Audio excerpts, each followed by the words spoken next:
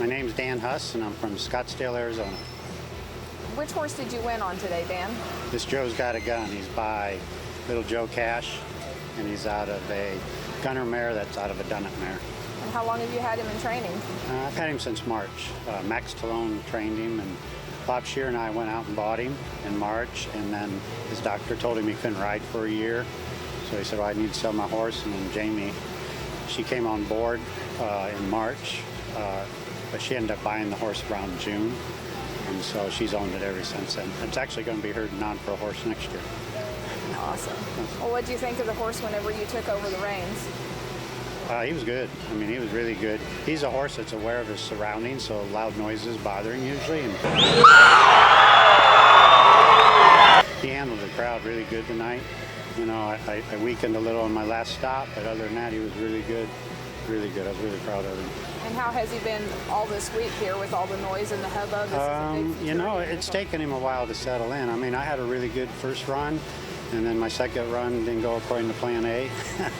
but since we did so good the first time, we got in there, and but he's held up really good. I mean, he's a real sound horse. You know, so he's handled it well. Started off pretty fresh, but he ended up really well. Awesome. Can you walk me through the run? Sure. So I run in, and I try to run like +1 speed. When to hit that first stop +1. Normally you try to hit that a little conservative, but you know, I was wanting to mark 75 was my goal. You know, and I knew it would be tough because they always score harder in the finals, it seems like. So, and I thought he hit that really nice. And then I backed up. Good for him, and then he really hit his spins nice. He's a big spinning horse. And then loping on the right lead, it's a little slick at that end, so you got to stay off the wall, and so you have to guide him a little bit. And he kind of felt the slickness in there, so I didn't get to run him quite as hard as I wanted to. But he come back nice, changed leads really good. Was maybe a little bit up in the left circle, the small one, but then he come right down, and then he let me show him in the left fast circles, settled in, worked really good there, and ran to his first stop, pulled back really nice. To me, that was a +1.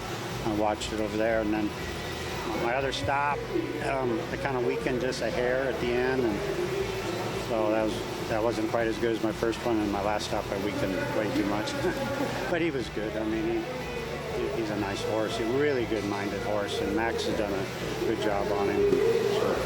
So what's the plan from here for him? Well, like I said earlier, he's going to be a non-pro horse.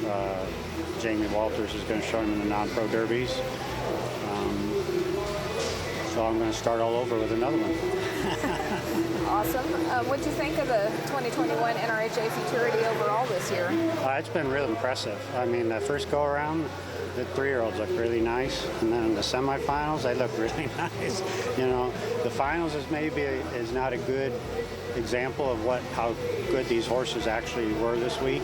You know, some of them got tired, and you know, people were running for more money, so nerves kick in, and so I'm sure the riders would tell you they didn't do everything they wanted to get done. You know, but this is a really good group of 3-year-olds. I mean, these horses look broke.